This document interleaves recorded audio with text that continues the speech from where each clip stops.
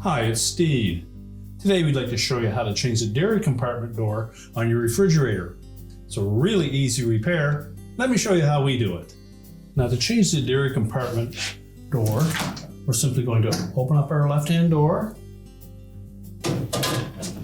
If your compartment door is still in place, lift it into the up position and pry inward on one side or the other. You release the hinge pin, pull it out and away, and you can discard the old one.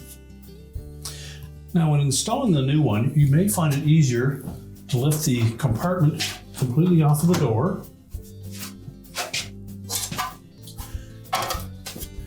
And then we'll insert the new cover from the back side, line up the hinges,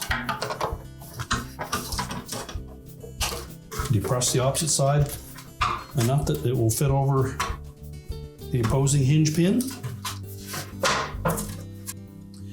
Now we'll take that whole assembly, we'll line it up in the liner of the refrigerator door, push it back all the way, lock it down into place. We can close the refrigerator up, and your repair is complete.